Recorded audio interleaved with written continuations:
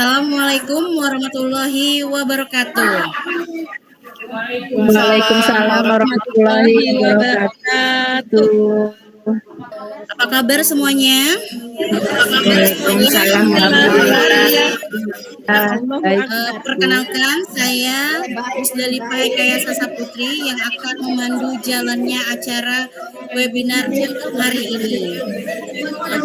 Selamat datang di webinar Budaya Positif Calon Guru Penggerak Angkatan 9 Kota Samarinda. Ini pasti ku aktifkan mirrornya ini.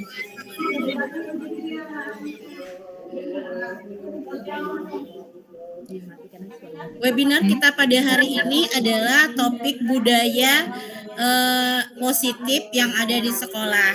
Jadi pembahasan ini mungkin nanti akan langsung oleh narasumbernya, yaitu Ibu Erla Purwaniba sebagai calon guru penggerak Angkatan 9 Kota Samarinda. Tapi sebelum acara ini kita mulai, mari kita berdoa agar supaya webinar ini dapat berjalan dengan lancar.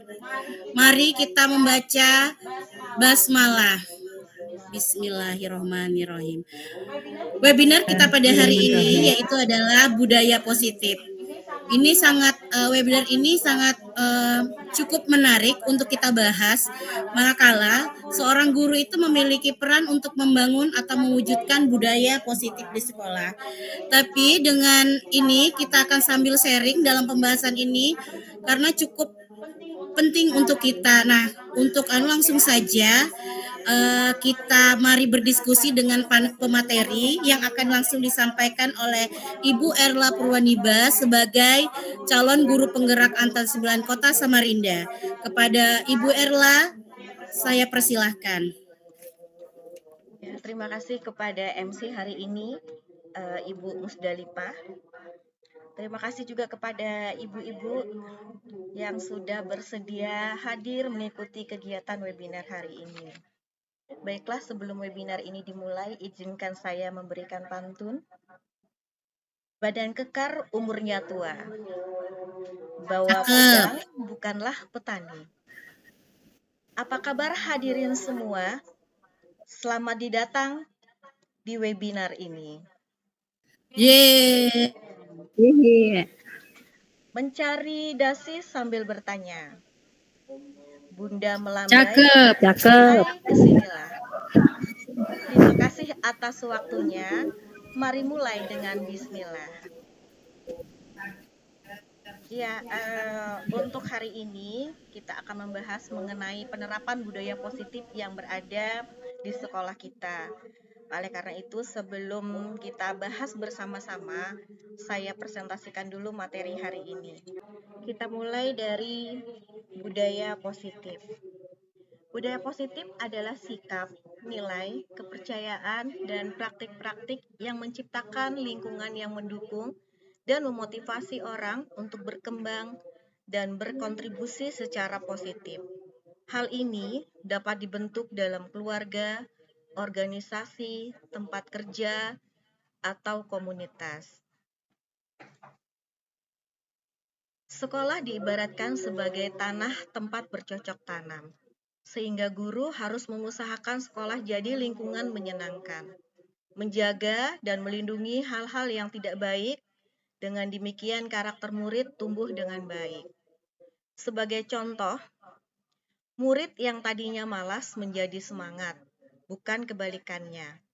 Murid akan mampu menerima dan menyerap suatu pembelajaran bila lingkungan di sekelilingnya terasa aman dan nyaman. Selama siswa merasakan tekanan-tekanan dari lingkungannya, maka proses pembelajaran akan sulit terjadi. Dengan demikian, salah satu tanggung jawab seorang guru adalah bagaimana menciptakan suatu lingkungan positif yang terdiri dari warga sekolah yang saling mendukung, saling belajar, dan saling bekerja sama, sehingga tercipta kebiasaan-kebiasaan baik. Dari kebiasaan baik akan tumbuh menjadi karakter dari baik warga sekolah, dan pada akhirnya karakter dari kebiasaan baik akan membentuk budaya positif di sekolah. Konsep inti budaya positif terbagi menjadi 8, yaitu disiplin positif, nilai-nilai kebajikan, teori motivasi perilaku manusia, hukuman dan penghargaan, keyakinan kelas, kebutuhan dasar, 5 posisi kontrol, dan segitiga restitusi. Sebelum kita masuk pada makna, kita saksikan video berikut ini.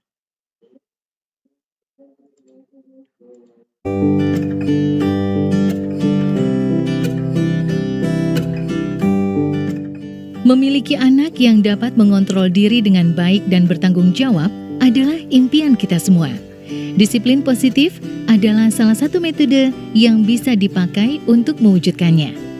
Inti dari disiplin positif di lingkup pendidikan adalah pendekatan untuk mendidik dan membina peserta didik yang bertumpu pada upaya membangun pemikiran dan perilaku positif, di mana dalam pelaksanaannya ada kebebasan dan aturan yang disepakati.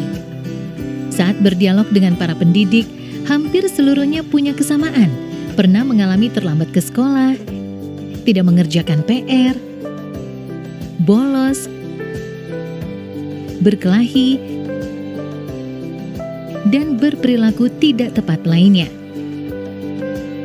Akibatnya, mereka mendapat hukuman seperti membersihkan ruangan kelas, lari keliling lapangan, dipukul, dicubit telinganya, dipermalukan, dan lain sebagainya.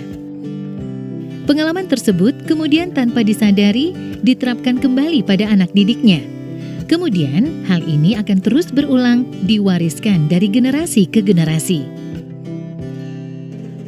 Hukuman pada umumnya menyebabkan rasa sakit secara fisik, emosional, atau bahkan keduanya. Istilah corporal punishment meliputi hukuman fisik dan non-fisik yang bertujuan menyakiti atau menimbulkan rasa tidak nyaman. Contoh hukuman fisik, memukul, menampar, dan menendang. Sedangkan hukuman non-fisik diantaranya meremehkan, menghina, atau mengancam. Apakah setiap perilaku anak yang tidak tepat harus selalu direspon dengan hukuman? Disinilah pentingnya bagi kita memahami tahap perkembangan anak agar dapat merespon perilaku mereka dengan tepat. Setiap anak memiliki kecepatan pertumbuhan yang berbeda-beda. Sangat penting bagi pendidik untuk memahami dengan baik konsep tumbuh kembang anak agar dapat memegangnya sebagai prinsip dasar proses mendidik. Anak usia balita biasanya senang berlarian. Sementara anak usia sekolah dasar cenderung lebih mempercayai guru dan teman-temannya. Kemudian anak SMP yang ada di masa pubertas senang mencoba hal baru dan sedang mengembangkan identitasnya. Apa yang dilihat dan didengar secara terus-menerus akan menjadi keyakinan bagi mereka dan sekaligus membentuk ekspresi serta perilakunya. Lalu, bagaimana mengatasi konflik ketika perilaku anak tidak sesuai dengan harapan orang dewasa? Konsekuensi logis di dalam disiplin positiflah jawabannya. Konsekuensi logis adalah konsep paling dasar dalam logika. Dalam pendidikan, konsekuensi logis fokus pada solusi. Anak akan diajari mentaati aturan atas dasar kesadaran dan tanggung jawab. Anak juga mendapat penjelasan mengenai konsekuensi tindakan dan empati. Ada 2 syarat kondisi dan 4 prinsip dalam penerapan konsekuensi logis. 2 syarat kondisinya yaitu membangun koneksi sebelum mengoreksi perilaku dan selalu bertanya, bukan menasehati. Kemudian 4 prinsipnya adalah 1. Beralasan, 2. Berkaitan, 3. Menghargai, 4. Membantu. Dengan arahan konsekuensi logis ini, pendidik tetap harus secara konsisten memberi dukungan yang positif kepada peserta didik. Merasakan pujian dan cinta dari orang lain seperti guru, orang tua, dan teman-teman membuat anak terdorong untuk berperilaku baik dan positif. Kalimat seperti, saya telah melihat kerja kerasmu. Saya percaya bahwa kamu dapat melakukan yang lebih baik ke depannya. Semangat seperti itu tentu akan sangat berarti bagi mereka. Beberapa hal yang perlu diperhatikan saat memberikan dorongan positif diantaranya, mata dan nada suara kita sangat penting dalam menyampaikan pesan. Hindari membandingkan anak, fokuslah pada kekuatan dan perilaku positif mereka. Dan ajaklah anak untuk melihat kesalahan sebagai salah satu proses belajar. Beberapa prinsip dasar dapat digunakan dalam pelaksanaan disiplin positif sehari-hari. Di antaranya yaitu, pastikan kita selalu mendengarkan sebelum memberikan pendapat atau keputusan. Bedakan antara perilaku dengan kepribadian anak. Kembangkan rasa saling menghargai. Jangan sungkan memberikan dorongan atau pujian.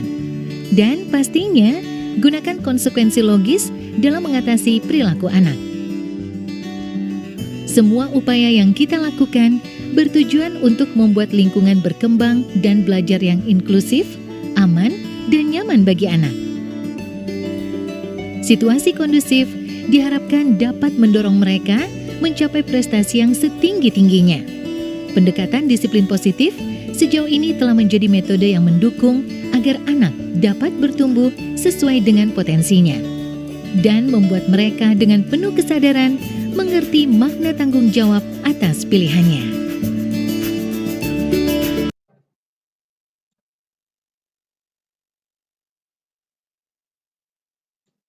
Ya, itu tadi contoh pemutaran video mengenai hukuman mengenai tentang budaya dispositif. Nah, selanjutnya kita akan lanjutkan materinya. Disiplin berasal dari bahasa Latin discere yang berarti belajar. Dari kata ini timbul kata disciplina yang berarti pengajaran atau pelatihan. Dan sekarang kata disiplin mengalami perkembangan makna dalam beberapa pengertian, sehingga disiplin diartikan sebagai kepatuhan terhadap peraturan hukum atau tunduk pada pengawasan dan pengendalian. Dengan kata lain, disiplin diri juga mempelajari bagaimana cara kita mengontrol diri dan bagaimana menguasai diri untuk memilih tindakan yang mengacu pada nilai-nilai yang kita hargai. Seseorang yang memiliki disiplin diri berarti mereka bisa bertanggung jawab terhadap apa yang dilakukannya. Disiplin positif menurut teori kontrol Dr. William Glasser ada dibagi menjadi 4. Yang pertama adalah ilusi guru mengontrol murid. Pada dasarnya, kita tidak dapat memaksakan murid untuk berbuat sesuatu jikalau murid tersebut memilih untuk tidak melakukannya. Walaupun tampaknya guru sedang mengontrol perilaku murid, hal demikian terjadi karena murid sedang mengizinkan dirinya dikontrol. Saat itu, bentuk kontrol guru menjadi kebutuhan dasar yang dipilih murid tersebut. Teori kontrol menyatakan bahwa semua perilaku memiliki tujuan bahkan terhadap perilaku yang tidak disukainya. Yang kedua yaitu ilusi bahwa semua penguatan positif efektif dan bermanfaat. Penguatan positif atau bujukan adalah bentuk-bentuk kontrol. Segala usaha untuk mempengaruhi murid agar mengulangi suatu perilaku tertentu adalah suatu usaha untuk mengontrol murid.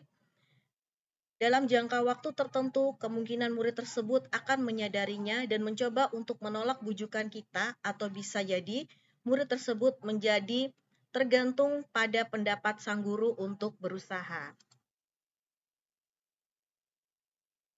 Yang ketiga yaitu ilusi bahwa kritik dan membuat orang merasa bersalah dapat menguatkan karakter. Menggunakan kritik dan rasa bersalah untuk mengontrol murid menuju pada identitas gagal. Mereka belajar untuk merasa buruk tentang diri mereka. Mereka mengembangkan dialog diri yang negatif. Kadangkala sulit bagi guru untuk mengidentifikasi bahwa mereka sedang melakukan perilaku ini.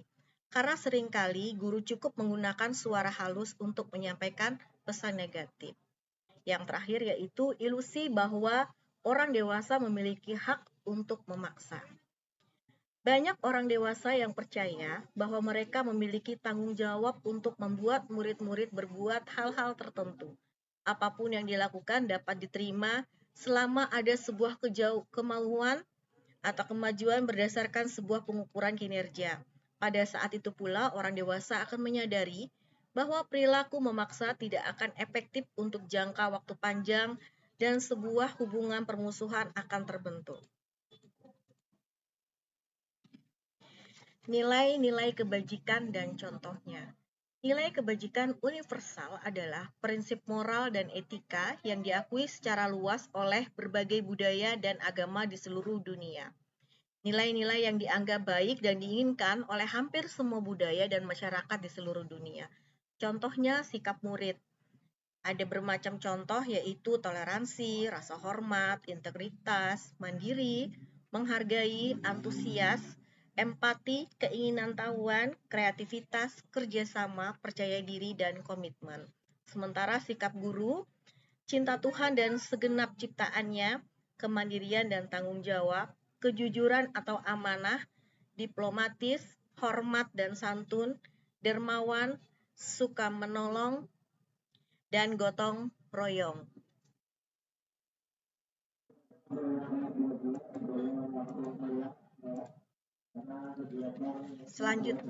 Selanjutnya yaitu 3 motivasi perilaku manusia. Menurut Diana Gosen dalam bukunya Restructuring School Discipline. 1. Untuk menghindari ketidaknyamanan atau hukuman. 2. Untuk mendapatkan imbalan atau penghargaan dari orang lain. 3. Untuk menjadi yang mereka inginkan dan menghargai diri sendiri dengan nilai-nilai yang mereka percaya.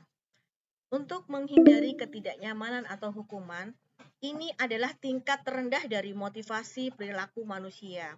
Biasanya orang yang motivasi perilakunya untuk menghindari hukuman atau ketidaknyamanan akan bertanya apa yang akan terjadi apabila saya tidak melakukannya. Yang kedua, 1 tingkat di atas motivasi yang pertama, di sini orang berperilaku untuk mendapatkan imbalan atau penghargaan dari orang lain.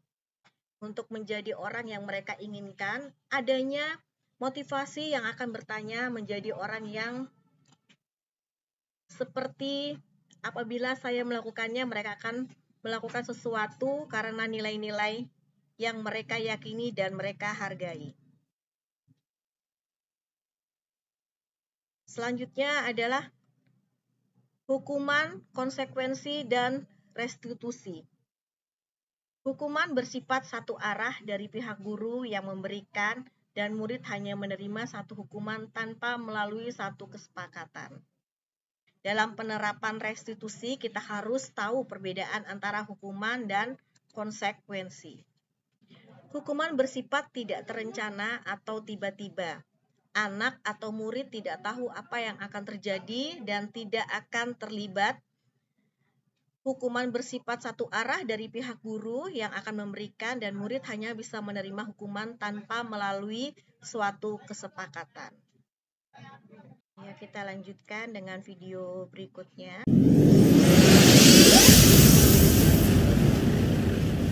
Ya, jadi ada beberapa kesepakatan yang kita buat. Ya, yang pertama tepat waktu dan aktif di kelas. Bagaimana? Setuju nggak? Setuju. Ya, kalau misalnya kalian terlambat masuk ke dalam kelas, bagaimana konsekuensinya?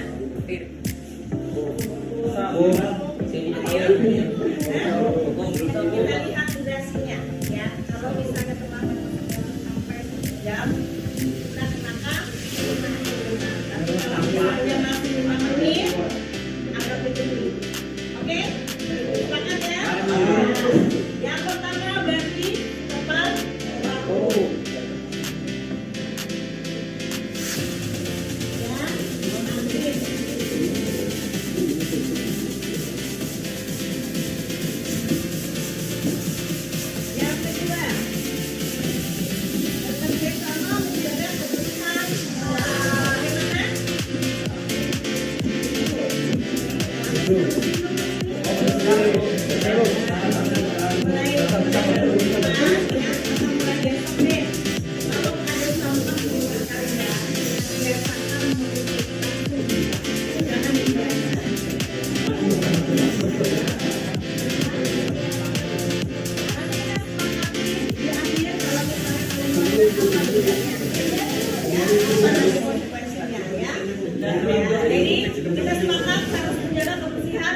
Sama, termasuk sampah yang ada di kolong meja. Kalau ada sampah di kolong meja dibuang, satu. Nah, ya. Yang kedua berarti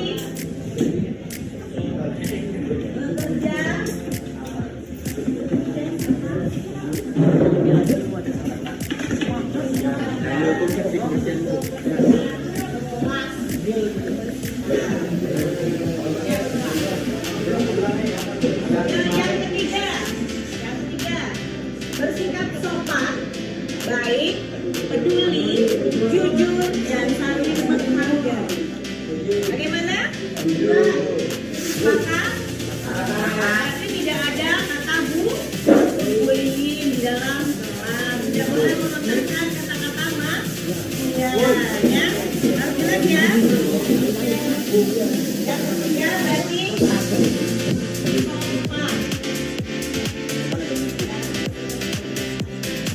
Yang keempat, dilarang memainkan handphone di dalam kelas. Gimana?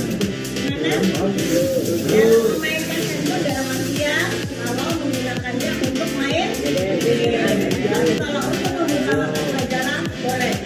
Jadi kita sepakati boleh menggunakan handphone apabila berkeperluan.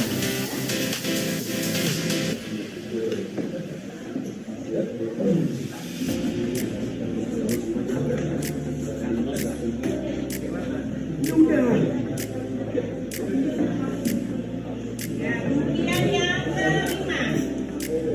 yang kelima, mengembalikan barang milik teman dan mengucapkan terima kasih. Ada nggak? Nah, ini yang paling sering nanti tiba-tiba pinjam buku pensil ya. Jadi kalau kita mau pinjam harus minta izin dulu ya.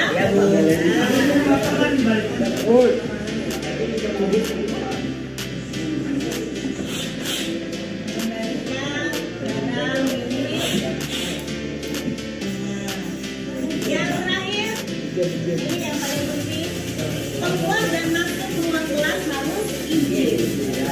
Ya, tidak boleh langsung nyelonong. Ya, jadi harus ada izin.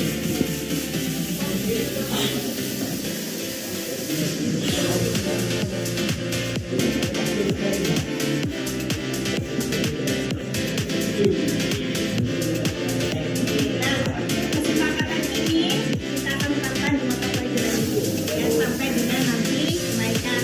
Nah, oleh karena itu nanti ibu minta kalian bertanda tangan di sini semua, menyatakan kalau kalian siap dan sanggup mentaati kesepakatan kita. Nah, sekarang kita bicarakan kalau kalian melanggar bagaimana?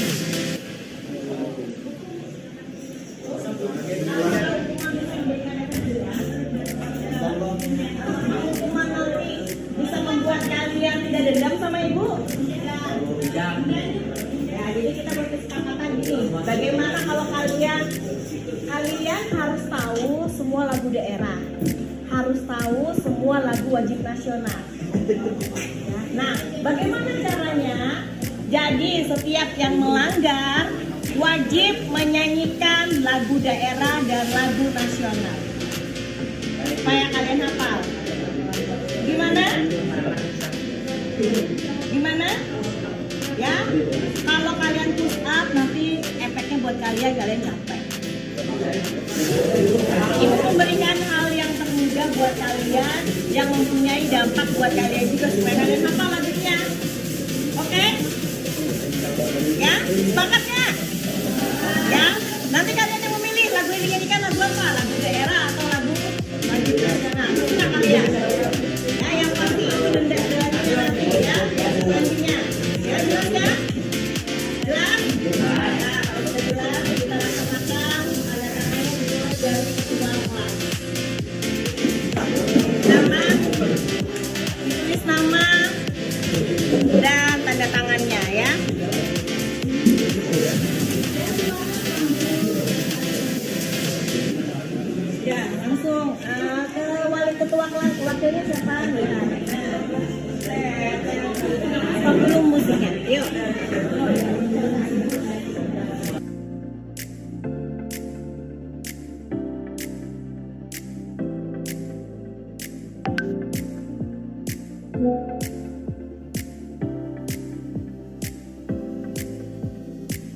merupakan salah satu contoh untuk penerapan kesepakatan kelas yang kita gunakan di dalam kelas khusus mata pelajaran kita.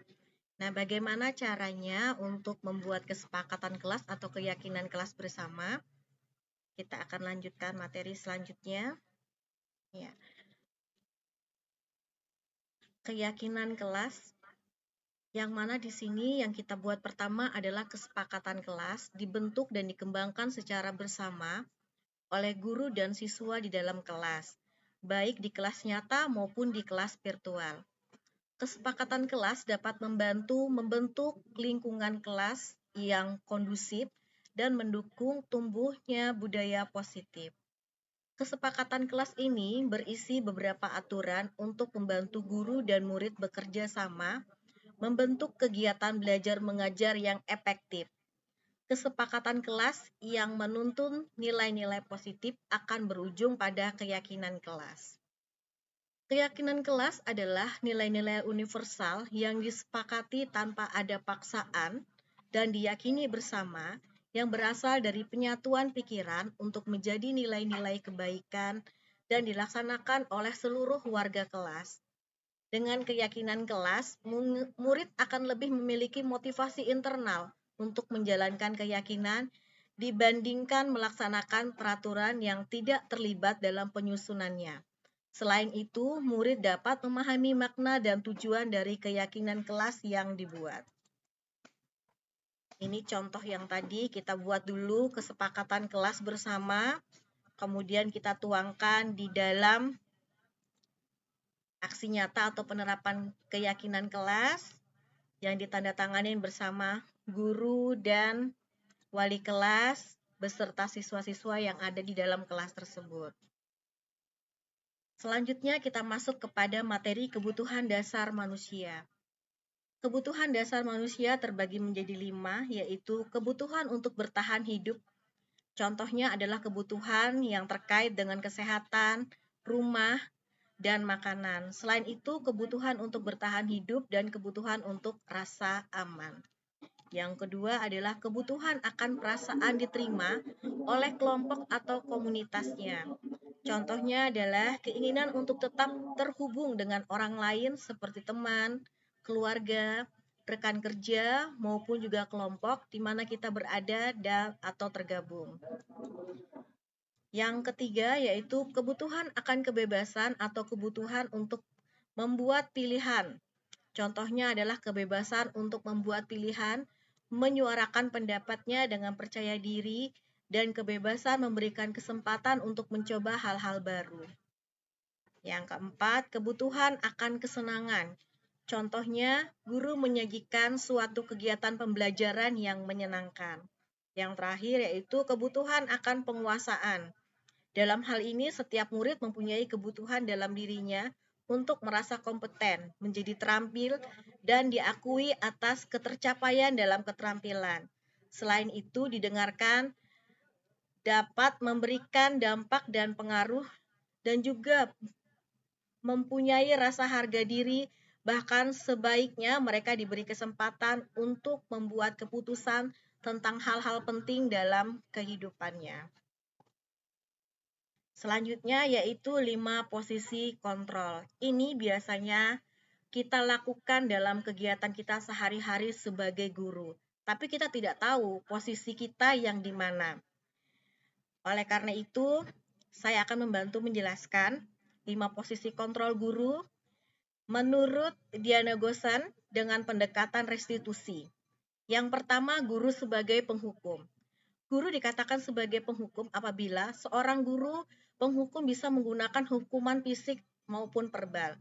Orang-orang yang menjalankan posisi penghukum senantiasa mengatakan bahwa sekolah memerlukan sistem atau alat yang dapat lebih menekan murid-murid lebih dalam lagi. Yang kedua, guru sebagai teman.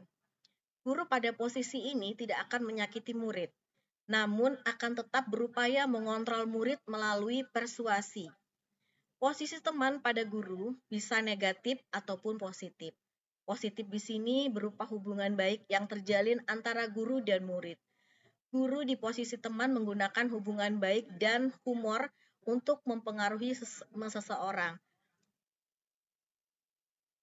Yang ketiga, guru sebagai monitor atau pemantau. Memonitor berarti mengawasi. Pada saat kita mengawasi, kita bertanggung jawab atas perilaku orang-orang yang kita awasi. Posisi pemantau berdasarkan pada peraturan dan konsekuensi dengan menggunakan sanksi, kita dapat memisahkan hubungan pribadi kita dengan murid sebagai seseorang yang menjalankan posisi pemantau. Yang keempat yaitu membuat orang merasa bersalah. Pada posisi ini biasanya guru akan bersuara lebih lembut.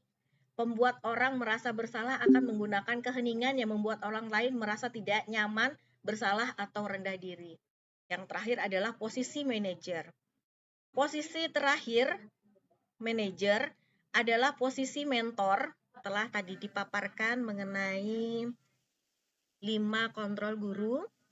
Kita akan lihat contoh penerapannya di dalam video berikut ini.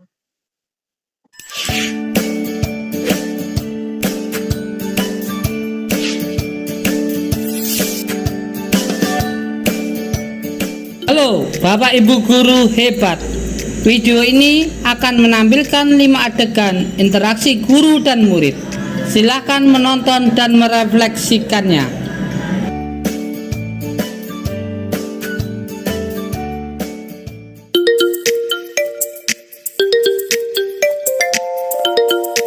Pagi anak-anak, silahkan PR yang kemarin ibu berikan diletakkan di meja. Anton, kamu sudah mengerjakan belum? Belum mengerjakan saya, Bu. Kamu selalu ya nggak ngerjain PR. Sekarang kamu duduk di depan, lalu tulis. Saya berjanji tidak akan mengulangi lagi. Saya berjanji akan berusaha menjadi murid yang rajin belajar. Sampai pelajaran saya selesai.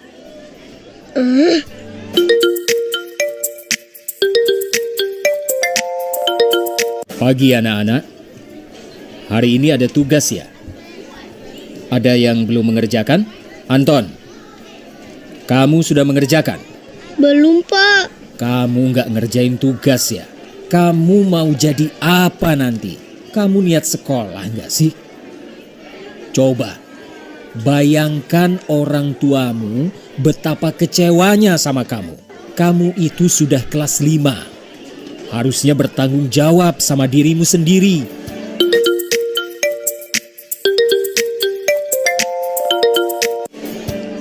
Maaf, Bu, saya terlambat. Ya udah, nanti jangan diulangi lagi ya. Kalau kamu rajin, Ibu senang lihatnya. Ya, lain kali tepat waktu ya masuknya. Tos dulu dong. Kita kan teman. Wah, jadi kalau aku terlambat lagi, nggak apa-apa ya.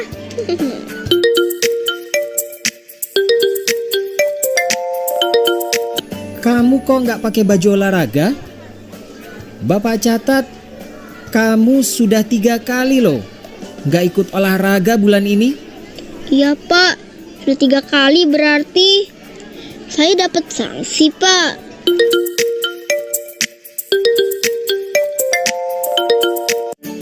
Ini, Bu, saya mengumpulin tugas. Maaf ya, Bu, saya terlambat mengumpulin tugas. Kenapa kamu terlambat mengumpulkan tugas? Iya, Bu, saya kalau sore bantuin ibu jaga warung, gak sempat ngerjain tugas. Kira-kira nih, apa yang bisa kamu perbaiki supaya kamu bisa mengerjakan tugas tepat waktu? Coba, kapan biasanya kamu membantu ibu jualan? Jam 6 sampai jam 8 malam, Bu. Bagaimana kalau kamu membuat jadwal? Kapan kamu akan mengerjakan tugas? Oh gitu ya, Bu. Saya coba deh, Bu. Terima kasih, Bu. Ya, dari video yang ada tadi, mari kita refleksi bersama-sama. Menurut ibu-ibu yang ada di sini yang mengikuti kegiatan, pada video pertama tadi, guru berfungsi sebagai apa? Dari 5 kontrol yang ada setelah saya jabarkan tadi. Ada sebagai penghukum, ada pembuat rasa bersalah, kemudian ada yang berposisi sebagai teman, ada yang berposisi sebagai pemantau atau monitor, dan ada sebagai manajer. Nah, jadi dari video yang ada tadi, kalau berdasarkan urutan videonya, yang pertama itu posisi guru adalah sebagai penghukum. Kemudian yang kedua adalah sebagai pembuat rasa bersalah. Yang ketiga, posisi guru sebagai teman. Yang keempat, posisi guru sebagai pemantau atau pemonitor. Dan yang terakhir adalah posisi guru sebagai manajer. Nah, dalam penyampaian disiplin positif kita, selain kita menggunakan 5 posisi kontrol guru, kita perlu juga menerapkan di dalam kegiatan kita sehari-hari sebagai guru, yaitu segitiga restitusi. Dalam penanganan siswa, ada baiknya kita menggunakan tahapan yaitu segitiga restitusi. Yang mana di sini fungsi dari segitiga restitusi adalah membantu murid menjadi lebih memiliki tujuan, disiplin positif, dan memulihkan dirinya setelah berbuat salah. Langkah-langkah yang dilakukan dalam melakukan segitiga restitusi yaitu yang pertama adalah menstabilkan identitas. Pada menstabilkan identitas, bagian dasar dari segitiga bertujuan untuk mengubah identitas anak dari orang yang gagal atau memiliki kesalahan, kemudian menjadi orang yang sukses. Yang kedua, validasi tindakan yang salah. Menurut teori kontrol, semua tindakan manusia, baik atau buruk, pasti memiliki maksud dan tujuan tertentu. Seorang guru yang memahami teori kontrol pasti akan mengubah pandangannya dari teori stimulus respon ke cara berpikir proaktif yang mengenali tujuan dari sikap setiap tindakannya. Yang ketiga yaitu menanyakan keyakinan. Ketika identitas sukses telah tercapai, langkah atau tingkah laku yang salah telah divalidasi, maka anak akan siap dihubungkan dengan nilai-nilai yang dia percaya dan berpindah menjadi orang yang dia inginkan. Nah, di dalam penerapan kegiatannya, saya akan munculkan video yang sudah saya lakukan.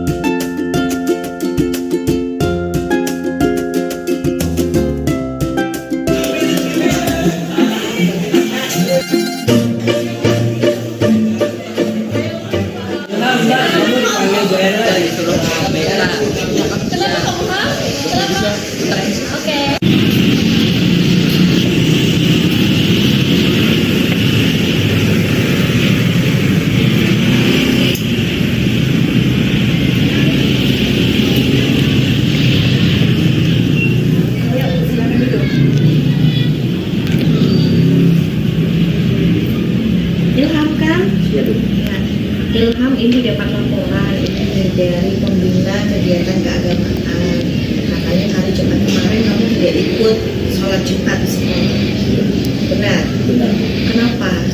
Ya Bu, maaf soalnya saya buru-buru pulang ke rumah gara-gara ayah saya ngajak pulang cepat mau ke tempat keluarga di Bontang. Sekali itu kalau diajak juga mau. Terus kira-kira menurut kamu bagus nggak kelakuan yang kamu lakukan? Tidak Bu, karena saya tidak ikut sholat Jumat tanpa izin. Itu kan kita sudah ada di dalam tata tertib tuh ya, sudah tercantum di dalam tata tertib. Menurut kamu melanggar nggak tata tertib tersebut? Melanggar sih Bu. Ya, terus jadi bagaimana ke depan? Kedepannya saya kalau mau apapun itu saya bersih ke wali kelas atau pembina keagamaan. Nah sekali ya, jadi lain kali besok-besok kalau memang kamu tidak bisa hadir ke sekolah atau kamu mau pulang cepat atau ada kegiatan apapun itu tetap harus izin dengan wali kelas ya, ataupun dengan pembina keagamaan, karena itu merupakan dalam salah satu tata tertib yang ada di sekolah kita ya. Kalau kamu melanggar secara otomatis nanti bisa sanksi yang ada di dalam tata tertib kita.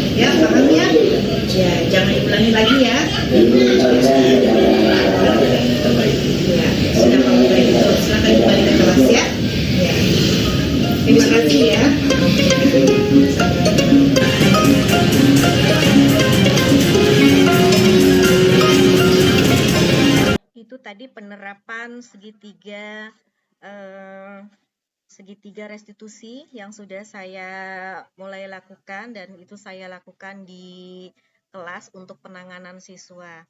Nah, dari materi atau penyampaian dari video tersebut tadi bisa kita ambilkan kesimpulan bahwa menangani siswa yang bermasalah bukan berarti kita langsung memarahi siswa tersebut, tapi kita harus mengidentifikasi dulu apa sih yang membuat siswa tersebut melakukan kesalahan. Setelah itu, kita lebih mengarahkan siswa kalau meyakinkan kalau dia bersalah apa konsekuensinya. Setelah itu baru kita memberikan masukan yang baik buat siswa. Itu yang kita lakukan dalam segitiga restitusi. Saya lanjutkan kembali materinya. Ya. Jadi dari segitiga restitusi tadi merupakan salah satu pengembangan budaya positif yang ada di sekolah. Nah, dari beberapa materi yang saya sampaikan tadi, timbullah kesimpulan yaitu membentuk budaya positif di sekolah dengan berfokus pada kebutuhan murid dan pertumbuhan karakter positif bukanlah hal yang mudah. Tetapi guru berhasil melalui dan merencanakan yang terbaik untuk murid dan di sekolah. Buah dari kerja keras dapat dilihat ketika kita menyadari bahwa murid kita telah tumbuh menjadi seorang dewasa yang sukses di pekerjaannya, kehidupan dan relasinya dengan orang lain, dengan karakter yang memiliki integritas tinggi, bertanggung jawab, dapat diandalkan, berbudi pekerti luhur, dan bermanfaat bagi lingkungan dan negara.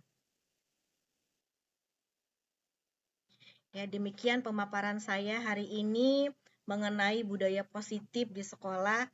Semoga bisa bermanfaat bagi Bapak dan Ibu yang mengikuti kegiatan webinar hari ini. Selanjutnya saya serahkan ke MC untuk memandu acara selanjutnya. Oke, terima kasih kepada Ibu Erla Purwaniba. Itulah tadi adalah pembahasan dan ilmu dan sharing pengalaman yang luar biasa dari narasumber. Sekarang kita akan mungkin langsung saja untuk masuk ke sesi tanya jawab.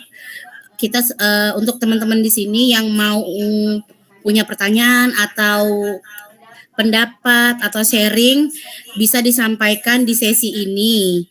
Bisa karena ini kan lewat Zoom, tinggal raise hand aja, langsung ajukan sharing atau enggak di kolom chat juga bisa seperti itu.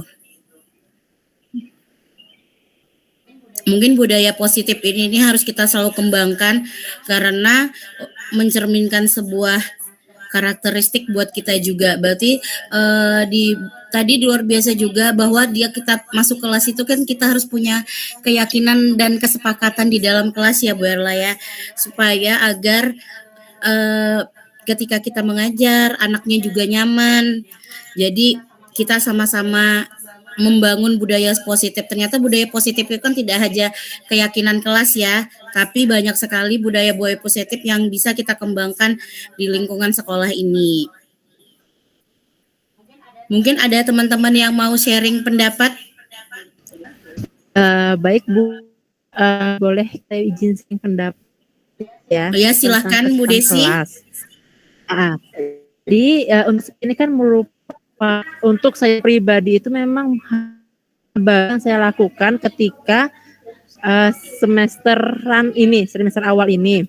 Ternyata efek dari kesepakatan kelas itu sangat jauh positif Bu ketika saya melakukan. Jadi gini, ketika melakukan kesepakatan kelas itu kan antara saya dengan siswa itu kami melakukan kesepakatan secara bersama-sama. Jadi bukan dari pihak saya saja. Jadi untuk jurusan saya sendiri ketika kami melakukan kesepakatan kelas itu, salah satu contohnya itu kan salah satu kesepakatan kelas kami lakukan biasanya disiplin, tanggung jawab, dan jangan ribut serta mengganggu teman. Jadi pernah kejadian ini ketika di kelas itu kami diskusi kelompok. Saking hebohnya satu kelompok ini sampai dia melupakan teman-temannya, akhirnya ribut banget nih. Jadi sebelum saya menegur, ada teman dari kelompok yang lain itu mengingatkan mereka bahwa kita sebelum ini kita melakukan kesepakatan kelas. Jadi akhirnya ketika mereka ribut itu, dari kelompok lain yang mengingatkan bahwa kita ada kesepakatan kelas yang harus kita patuhi. Jadi untuk saya pribadi melakukan kesepakatan kelas itu dampaknya sangat positif, bahkan dapat membuat fisik kondusif serta bisa saling menghormati antara guru dan ada kesepakatan kelas itu. Itu yang saya dapat sampaikan. Jadi kesempatan kelas ini sangat ketika kita pakai saat pembelajaran. Tadi akan ada sisi dalam cari ada bahasanya. Jadi tidak akan terlewat lah. Jadi lebih kondusif seperti itu, Bu. Terima kasih. Terima kasih Bu Desi, sangat sharingnya. Tapi boleh saya tanya nggak Bu Desi, biasanya kesepakatan kelas kan seperti yang Bu Erla tadi, dia secara tertulis tuh, karena ada tanda tangan. Apakah kalau Bu Desi juga secara seperti itu? Kalau saya di BK Bu, hanya sekedar lisan.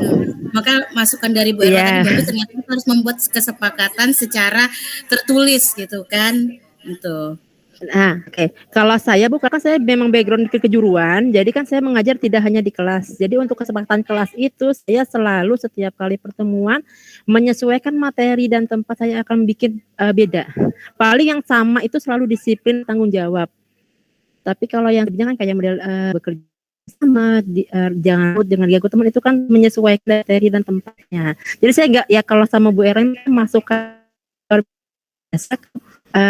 harus membuat keterangan yang jelas, ini kesepakatan kelasnya gini-gini. Kalau saya enggak, selama ini saya memang masih lisan dengan dengan kesepakatan antara siswa dan saya yang membuat sama. Jadi bukan dari saya pribadi yang dominan gitu sih, Bu.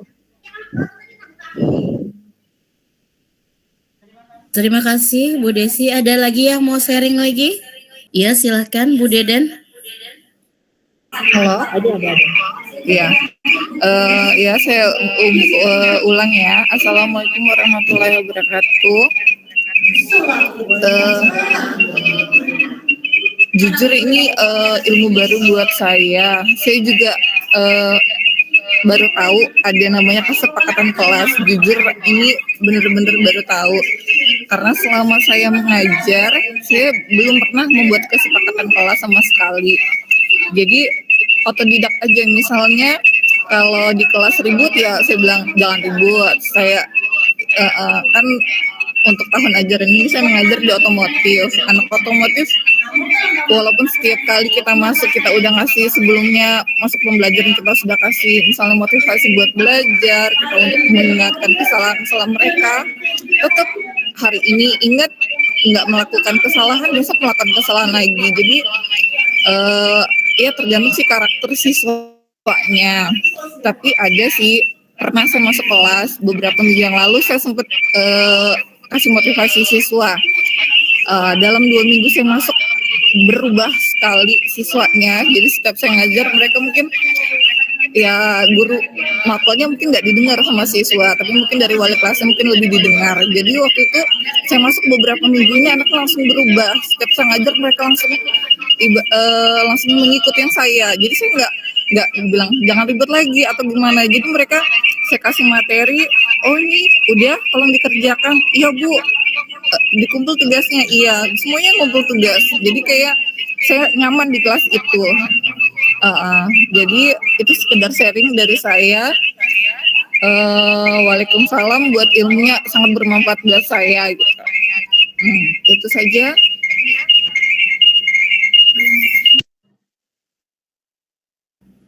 Terima kasih Bu Deden yang sudah menyampaikan ternyata ilmu baru ini Bu Erla, karena ada kesepakatan kelas. Mungkin ini bisa kita kembangkan untuk di beberapa kelas kita gitu, dicoba mungkin. Silakan, ada lagi yang mau sharing atau apa? Bu Dali, saya sedikit sama Bu Erla. Oke. Sebelumnya terima kasih Bu Erla. Kalau Bu Erla sendiri kan kita itu di budaya positif itu ada yang namanya hukuman dan penghargaan. Nah, yang saya tanyakan itu di Bu Erla sini pada saat memberikan apresiasi siswa itu seperti apa, Bu? Dalam bentuknya seperti apa? Terima kasih, Bu. Assalamualaikum warahmatullahi wabarakatuh. Waalaikumsalam warahmatullahi wabarakatuh. Mungkin 3 sharing tadi bisa Bu Erla jawab ya untuk sesi tanya jawab pertama ini. Silakan pada Bu Erla, saya persilakan. Ya, terima kasih Bu Dali, terima kasih buat Ibu Desi sharingnya, kemudian Ibu Deden. Jadi fungsinya ada kesepakatan kelas itu tadi mempermudah kita sebagai guru. Apabila ada siswa yang melanggar, kita punya kesepakatan yang berarti dalam artian ini kita bisa lihatkan ke orang tua atau bisa jadi pertanggungjawaban mereka ke kita bahwa kita sudah sepakati bersama kesepakatan kelas yang sudah ada buktinya, yang ada tanda tangannya, ditandatanganin bersama. Jadi apabila siswa melanggar, dia harus melaksanakan apa konsekuensi dalam melanggar tadi. Nah, seperti yang contoh di saya tadi, siswa tersebut harus bisa menghafalkan atau menyanyikan lagu-lagu daerah atau lagu nasional. Nah, itu bisa kita lakukan setiap saat kapanpun itu apabila siswa tersebut melakukan kesalahan. Tapi khusus di mata pelajaran saya ya Bapak Ibu ya, di mata pelajaran saya karena kesepakatan kelas itu dibuat di mata pelajaran saya. Nah, fungsinya tanda tangan tadi itu memperkuat kesepakatan tersebut tadi. Kalau hanya secara lisan tidak ada bukti fisik yang kita buat, itu akan susah menerapkannya ke siswa. Jadi alangkah bagusnya kesepakatan kelas itu sudah kita buat secara tertulis dan kita tuangkan kalau bisa bersama-sama siswa kita memegang. Karena itu akan nanti jadi bukti kita di kemudian hari apabila ada kasus atau ada masalah yang terlalu besar, ibaratnya seperti itu. Nah, kemudian mengenai hukuman yang saya lakukan di dalam kasus pembelajaran saya, seperti tadi ada contoh 5 kontrol guru yang sudah saya sampaikan tadi. Yang pertama, kita kalau ada siswa yang melakukan pelanggaran, yang kita lakukan yang pertama adalah memvalidasi dulu. Nah, memvalidasi tadi maksudnya kita harus melihat dulu apa sebab dia melakukan kesalahan tadi. Kalau misalnya kesalahan yang dilakukan itu tidak terlalu membahayakan atau kecil, kita bisa mengarahkan mereka untuk memperbaikinya. Nah, hukuman yang saya berikan adalah mungkin tidak hukuman fisik, tapi hukuman yang lebih menekankan kepada perasaan pribadi dia ya, seperti kita memberikan masukan-masukan buat dia yang fungsinya di sini adalah memberikan memunculkan rasa bersalah di dalam diri dia. Itu yang harus kita berikan. Jangan langsung memberikan hukuman fisik, karena kalau kita langsung memberikan hukuman fisik, dampak bagi anak tersebut akan banyak. Mungkin di sekarang hanya sebatas di ucapan, dia merasa kok ibu ini sih langsung seperti itu bahasanya. Jadi alangkah bagusnya kita memberikan motivasi buat dia dulu agar tidak melakukan kesalahan. Tapi kalau memang sudah terlalu berulang kali dia melakukan kesalahan, perlu kita berikan hukuman. Nah, hukuman atau konsekuensi tadi bisa kita berikan berdasarkan apa yang kita sudah buat di dalam kesepakatan kelas tadi. Seperti itu. Mungkin itu dari saya. Silakan Bu Dali, saya kembalikan dulu Bu Dali. Ya, terima kasih kepada Bu Erla. Untuk teman-teman yang lain, masih ada lagi yang ingin bertanya atau sharing? Nah, silakan Ibu Merni. Assalamualaikum warahmatullahi wabarakatuh.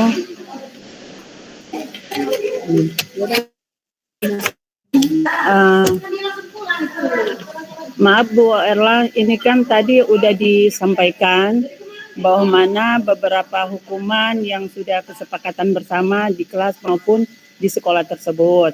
Nah, sehingga ada beberapa murid mungkin ya sering melakukan sesuatu hal yang sudah dikesepakatan bersama di dalam peraturan atau kedisiplinan sekolah tersebut.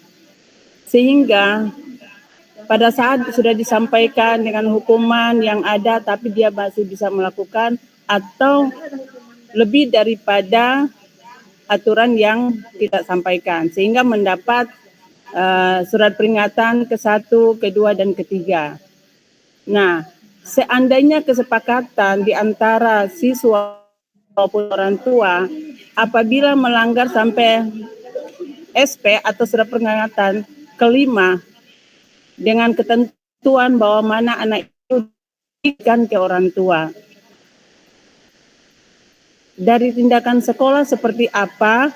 Kalau setiap saat atau setiap tahun maupun setiap bulan dilaksanakan seperti itu, apakah tindakan kita sebagai seorang guru untuk mengembalikan ke orang tua?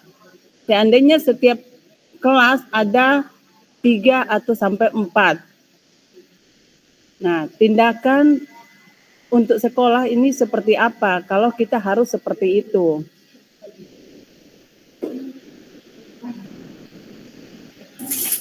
Ya, Bu Erla, mungkin terima kasih atas Bu Merni. Itu aja yang dipertanyakan. Mungkin Bu Erla bisa langsung menjawab karena dan ini mungkin sesi terakhir Bu Erla ya. Terima kasih Bu Merni atas pertanyaannya. Jadi tahapan-tahapan dalam memberikan hukuman bagi siswa itu sudah kita lakukan sebenarnya sebagai guru, mulai dari awal kita mengajar itu sudah dilaksanakan. Jadi sekarang bagaimana penerapannya ke siswa? Yang pertama ada tahapan yang harus kita lakukan. Kita melibatkan wali kelas sebagai istilahnya sebagai pembantu guru di dalam KBM. Setelah kita melibatkan wali kelas, kita bisa melibatkan BK. Nah, di mana di sini BK memberikan masukan, memberikan tanggapan dan memberikan pengertian kepada siswa tersebut. Nah, apabila setelah dikonsulin tindakan siswa tersebut masih belum bisa ada perubahan, kita datangkan orang tua ke sekolah. Nah, nanti kita bicarakan bersama dengan orang tua. Seandainya orang tua tersebut memang menerima dan paham atas tingkah laku dan kegiatan anaknya di sekolah yang di luar batas, kalau memang orang tua setuju, anak itu memang harus dikeluarkan karena poinnya terlalu banyak dan tidak banyak melakukan kesalahan, kita akan bersama-sama kepada yang memiliki tanggung jawab tertinggi di sekolah, yaitu kepada kepala sekolah. Nah, seandainya memang kepala sekolah sudah menyetujui, maka kita lakukan surat untuk pemberhentian. Itu langkah-langkah yang harus kita lakukan. Nah, sekarang yang menjadi pertanyaan, bagaimana kalau misalnya dalam 1 tahun kita bisa mengeluarkan siswa sampai 3 orang? Yang perlu diperhatikan kalau memang kita tidak bisa mempertahankan anak tersebut yang akan berdampak buruk bagi teman yang lain atau bagi siswa yang lain, mengapa kita bisa lakukan? Kalau memang kita sudah mengikuti prosedur yang berlaku, kita sudah mengikuti prosedur yang ada. Jadi daripada kita memberikan dampak buruk untuk siswa yang lain, kita tidak apa-apa kehilangan siswa yang akan memiliki kesalahan sudah terjadi. Itu masukan dari saya. Oke, makasih banyak Bu Erla. Tapi yang ada ingin saya tanyakan kembali, ini salah satu contoh. Anak ini kita udah pada SP5 untuk kembalikan. Mungkin di dalam sekolah itu dikatakan aturan apabila sudah kena SP5 itu dikembalikan sudah persetujuan antara murid maupun orang tua ya Bu. Nah, tetapi kalau lapangan atau di sekolah kadangkala udah mengeluarkan SP5 tapi orang tua kadangkala menyarankan ya udah Bu, saya serahkan aja murid saya tetap sekolah di sini. Nah, jadi tindakan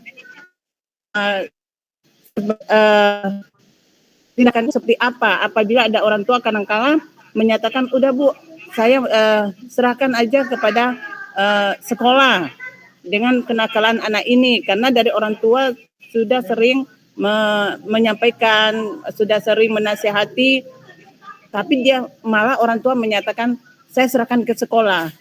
Dan dia tidak mau, masih mau menetap anak ini tetap sekolah. Nah, kira-kira tindakan seperti apa? Jawaban saya mungkin hampir sama seperti yang sudah dipaparkan Ibu Dali, tapi mungkin lebih terinci seperti ini. Setelah tadi kita lakukan pemanggilan dan sudah ada kesepakatan dengan orang tua, itu kan bukti dukung dan bukti fisik yang kita punya, itu kan sudah lengkap. Setelah kita lengkap, apapun yang akan kita lakukan, kita sudah berdasarkan bukti. Nah, kalau orang tua masih mau tetap anaknya sekolah, kita arahkan saja ikut ujian persamaan. Karena di dalam surat pernyataan sudah bersedia mengundurkan diri. Apabila kalimat sudah bersedia mengundurkan diri, apapun keputusan yang dia inginkan, itu tidak bisa lagi, tidak ada haknya lagi. Jadi, paling tidak kita hanya memberikan saran supaya anaknya tetap sekolah, tapi tidak di sekolah kita. Itu yang pertama, kita suruh pindah sekolah. Tapi kalau dia mau tetap ikut pendidikan, tidak di sekolah kita, ikut UPER saja ujian persamaan. Atau dengan cara lain nanti dia mengulangi kembali sekolah atau ikut sekolah pendaftaran yang baru lagi. Mungkin seperti itu tanggapan dari saya, Bu. Saya serahkan ke Ibu Dali lagi. Oke, terima kasih banyak atas apa yang disampaikan dari guru BK maupun dari Ibu Erla. Ya, mudah-mudahan dengan adanya materi seperti ini, jadi kami sebagai guru bisa mengambil tindakan-tindakan apabila sesuai dengan ini. Ya, jadi saya sebagai guru sangat berterima kasih dengan adanya webinar ini, sehingga ada sharing dengan ada kejadian pada saat di sekolah-sekolah kita. Akhiri, Assalamualaikum warahmatullahi wabarakatuh. Waalaikumsalam warahmatullahi wabarakatuh. Terima kasih kepada Ibu Merni. Demikianlah acara webinar kita hari ini. Mungkin masih banyak yang belum puas, kita bisa sharing nanti di lain waktu. Karena waktu jualah yang harus memisahkan kita. Nah, bentuk untuk membangun budaya positif itu cukup beragam. Jadi kita tuh sebenarnya sudah cukup melakukan budaya positif, tapi mungkin lebih harus mendalami lagi gitu. Dengan membangun kebiasaan dan budaya positif di lingkungan sekolah, maka nilai-nilai yang bisa diterima siswa itu bisa membentuk karakter dan kecerdasan mereka. Demikianlah webinar pada hari ini. Saya sebagai moderator mohon maaf apabila masih dalam banyak kekurangan, bahwa kekurangan itu dari saya, lebihnya dari Allah Subhanahu wa taala. Saya mohon maaf. Kita tutup webinar hari ini dengan membaca hamdalah. Alhamdulillah. Untuk teman-teman mohon menyalakan kameranya sebelum webinar kita berakhir. Kita akan melakukan foto sesi bersama. 1, 2, 3 lagi, sekali lagi. 1, 2, 3. Sebentar saya ucapkan terima kasih. Sampai berjumpa di webinar selanjutnya. Assalamualaikum warahmatullahi wabarakatuh. Waalaikumsalam warahmatullahi wabarakatuh. Waalaikumsalam. Terima kasih Bu Erla. Terima kasih.